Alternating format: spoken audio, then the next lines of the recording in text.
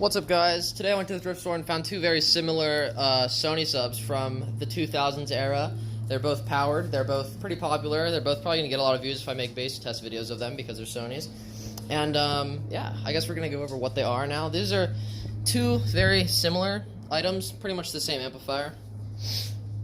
So the silver one here is a SA-WMSP87 active Sony sub. You see RCA in right there, and then there is a power button and a level indicator there.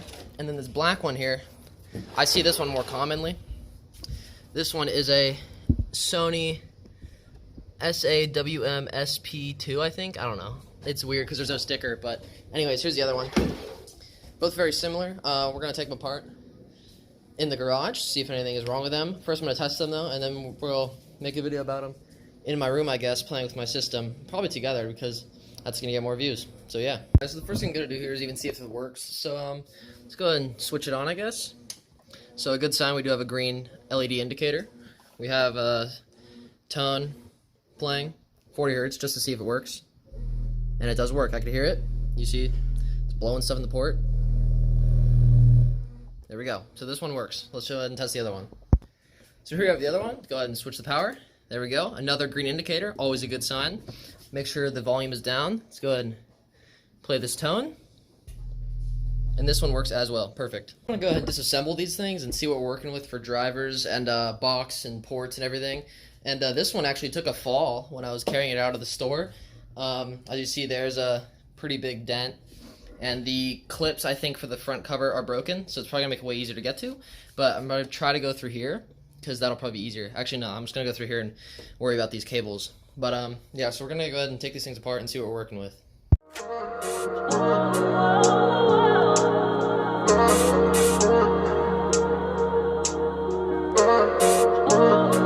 Wow! Decent driver. I don't wonder if it's actually going to be a good one, though. Let's go ahead and take it out and find out.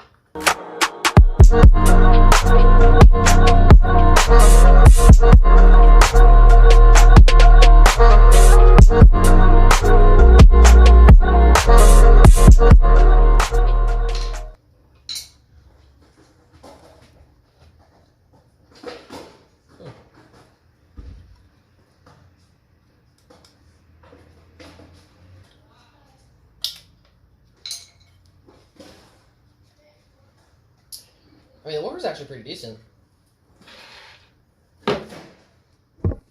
Alright guys, so as you see, this is the one I broke. Well, dropped. As you see, the clips, all three of them on the sides snapped, but these ones seem fine. But here's the driver. It's a pretty nice woofer. It's similar to the other one I have, but it actually has a 1.5 inch coil, so it's actually a really large coil. And magnet's pretty similar. I wonder if these are the same driver in these two. I'm going to go ahead and take the other one apart now and see if they're the same. As you see, here's the inside. Decent sized port. It's flared at the end, which is nice. And yeah, this seems like the same thing as my other one, except this one's powered and has a bigger coil and a much cleaner driver. So let's go ahead and take apart the other one.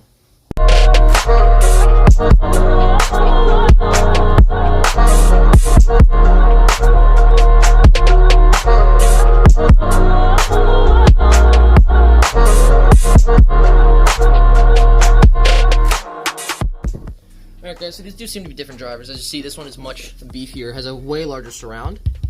Has a weird little block on the dust cap. I'm not exactly sure why that is. But much beefier surround, as you can see. If I throw these two together, this one has a much thinner surround compared to that. So now we're actually going to take the driver out and see if they're similar driver-wise and not just from the face.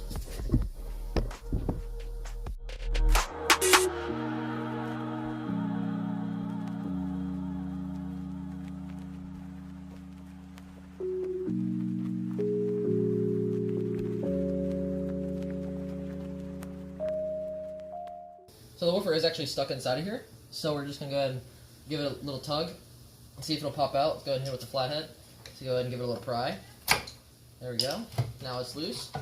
And yeah, they are different drivers actually. This one is a bump back plate. Let's go ahead and pull it out completely so I can give you guys a better view of this. Let's pop off these terminals real quick, carefully not to snap them. Alrighty, so let's go ahead and throw these two drivers by each other. So we see here, the front's obviously different. This is a much thicker surround, as I was talking about, than this one. This is a softer surround, though. This is a little thicker. Going under, this has about a 1.5-inch coil. This one is much smaller, at about 1 inch maybe. But this one has a bump back plate, unlike the other. And definitely a smaller magnet here, but it's not that big of a deal. And as you see, this one, much taller magnet, but no bump back plate. Both of these don't have pole vents. I don't know why, it's just a Sony thing, I guess. As you see here, no pole vent. This one is a little bit more shielded than the other one, though. The box inside seems to resemble it somewhat similarly, but the port is square, as you can see. And it goes all the way down. It looks like it would probably accept a sandwich. It's a Zeos quote. But yeah, pretty thick wood, actually, so it's not bad. And overall, it's actually pretty decent woofer and driver combo. I'm assuming this is the 75-watt version, and this one might be 100, because this is a much larger coil. This is overall a nicer driver. So yeah, same size, same everything. Different dust cap by a little bit, different drivers. Yeah, pretty cool overall though. One thing to note about this other one with the grill like this, it actually comes off with screws in the back, as you see here. So I'm probably going to take those off, because once this thing is back on, it won't come back off unless I take off the whole front panel again. So I think I'm going to do that right now. Guys, as you can see now, we have both of them back together. We have the silver one here together, we have the black one working and together. So we're going to put both of these things upstairs, and we're going to go and test them in my system, see how they actually sound in a room and not just this concrete box. So yeah, I'm going to go up to my room. So now we have brought them up to my room, which is also the place where everything else happens, as you see here. We're going to hook it up to the Yamaha receiver, see how these things work. As you see here, this one is actually very related to that one, which is a passive version of it. Much crappier driver, not nearly as nice. This one's more reminiscent of the bottom driver, but the bottom driver is still better. And of course, that's not powered, but it has the same like port design and everything. And here we have this guy. I took the cover off so you guys can actually see the driver, because you can't take off the cover unless the front panel's off. But the bottom one you can take the cover off of. So we're going to actually test them now. Ignore the sound cue. This is not going to be part of this video, but we're going to test these guys and see how low they can hit, see how good they sound. Yeah, they claim 28 hertz for both of them, so I'm not exactly sure. We're going to find out, though. Now we actually have these guys hooked up to the system here. Of course, they're both on. They're both ready to play. Let's go ahead and turn down these volumes, though. So we have it hooked up to the Yamaha, of course. Good old trusty Yamaha. I'm going to go ahead and play a non-copyright song here, even though it's going to have no audio, so it really doesn't even matter. But let's go ahead and skip to some bass here. And shut off my front speakers. And of course, both of these are ready to play. I'm going to go ahead and turn this up about 20. And then this one.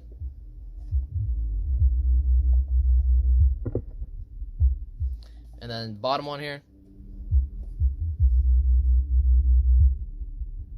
They both work. I can turn both of them on.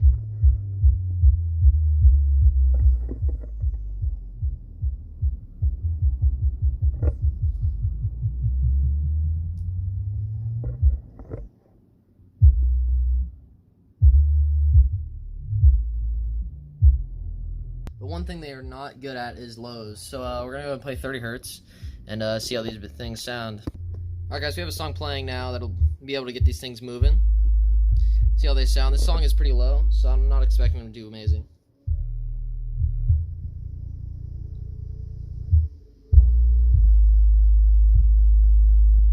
Let's go and pop the cover off the bottom one to see what that one's doing. Alright guys, so we got the bottom one going right now. Let's go ahead and give it a quick turn. Ooh, does not like low notes at all.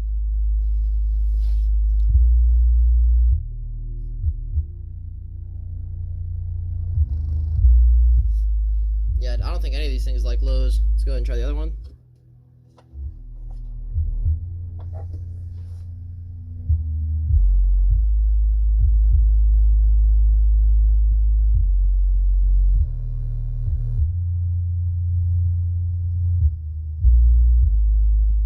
Anyways, yeah, these things sound alright, I guess. I have a song going now. It's probably copyrighted, but it's called... There it is, right there. We're gonna go and play it on these with audio.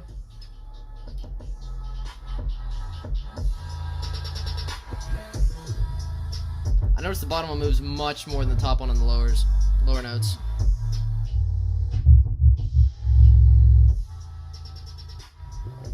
Let's go over to this spot where bass really collects in my room. See how these things sound?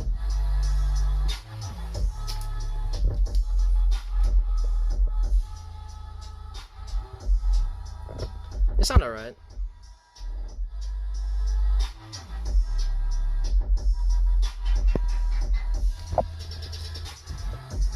Let's go and compare both of them to my singular sound cube and see how it sounds. Again, we have the same song playing here. The sub gain is actually lower on the receiver now, but same volume here.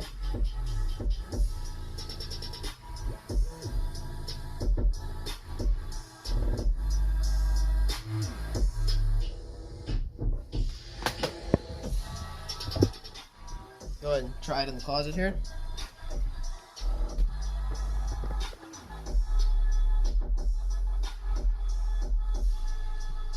Yeah, the low notes are way more enforced with the single 8 than even these two right here combined.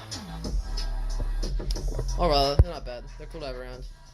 They're pretty decent to play around with too, so. Thanks for watching my video. I'm probably going to upload different ones. I'm going to upload a bass test of these two combined eventually, but not at the moment. So stay tuned for that, I guess. Go and subscribe to my YouTube channel. Of course, this is my new channel. You guys probably already know about that, but this is my new channel. And subscribe to help me grow more so I can grow faster and make better videos for you guys. Anyways, thank you guys for watching. Later.